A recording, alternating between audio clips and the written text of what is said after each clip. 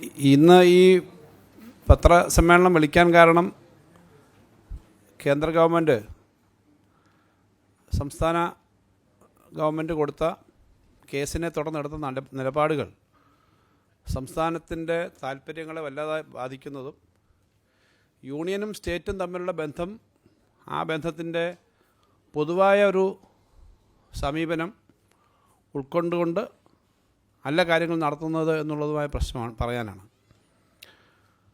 നിങ്ങൾക്കറിയാം, ഈ സംസ്ഥാനത്തിന് ലഭിക്കാനുള്ള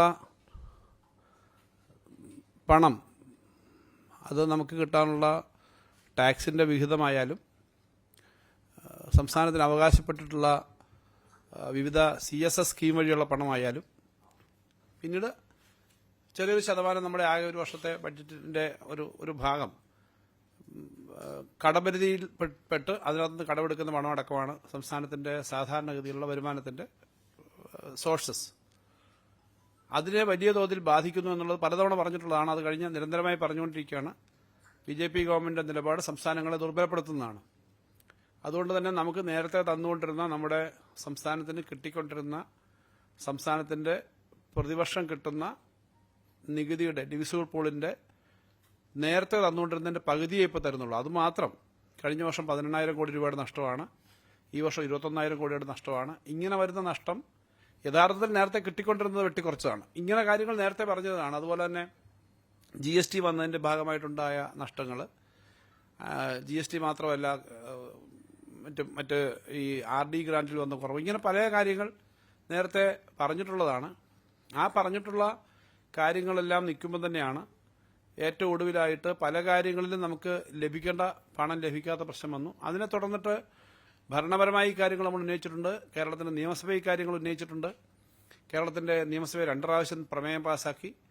കേന്ദ്ര ഗവൺമെൻറ്റിൻ്റെ അടുത്ത് ബഹുമാനപ്പെട്ട മുഖ്യമന്ത്രിയും അതുപോലെ ധനകാര്യ വകുപ്പ് മന്ത്രി എന്ന നിലയിൽ ഞാനും ഈ കാര്യങ്ങൾ പലതവണ റെപ്രസെന്റ് ചെയ്തു, കത്തുകൾ കൊടുത്തു. ഏറ്റവും ഒടുവിൽ ഇത് സംബന്ധിച്ചുള്ള നിയമപരമായ, ഭരണഘടനാപരമായ ഒരു അവകാശം എന്ന നിലയിലേക്ക് സുപ്രീം കോടതിയിൽ കേസ് കൊടുക്കാൻ തീരുമാനിച്ചു. അതിനകത്ത് പറഞ്ഞിട്ടുള്ള കാര്യങ്ങളെല്ലാം വളരെ കൃത്യമായിട്ട് ഭരണഘടനാപരമായിട്ട് സംസ്ഥാനത്തിന് കിട്ടേണ്ടതാണ്.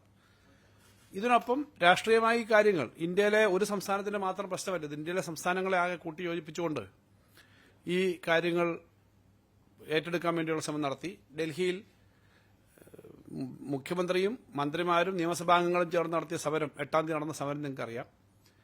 ഇത് കേവലം കേരളത്തിലെ ഇടതുപക്ഷ ജനാധിപത്യ മുന്നണി ഗവൺമെന്റ് മാത്രം നടത്തുന്ന ഒരു കാര്യമല്ല.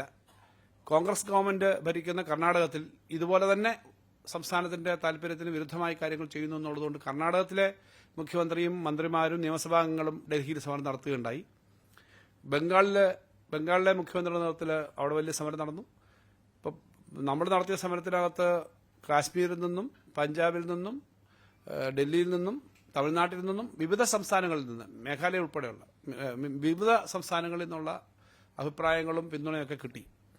ഞാനത് പറഞ്ഞത് ഇത്തരം ഒരു കാര്യം യൂണിയനും സ്റ്റേറ്റും തമ്മിലുള്ള ബന്ധത്തിന്റെ പ്രധാനപ്പെട്ട ഒരു കാര്യമെന്ന നിലയിലാണ് എന്നുള്ളതുകൊണ്ട് പറഞ്ഞ ഈ പശ്ചാത്തലം അറിയുന്നവരാണ് നിങ്ങളല്ല, എങ്കിലും ഞാനൊന്ന് ആ പശ്ചാത്തലം ഓർമ്മിച്ചാണ്. ഭരണഘടനാപരമായി സംസ്ഥാനത്തിന് ലഭിക്കേണ്ട അവകാശങ്ങൾ ചൂണ്ടിക്കാണിച്ചുകൊണ്ട് നമ്മൾ കേസ് കൊടുത്തു. കേസ് കൊടുത്തതിനകത്ത് ഒരു ഇൻട്രീം, ഇടക്കാലം അടിയന്തരമായിട്ട് ഇടപെട്ടിട്ട് തരേണ്ട ഉത്തരവിനെ പറ്റി നേരത്തെ പറഞ്ഞു.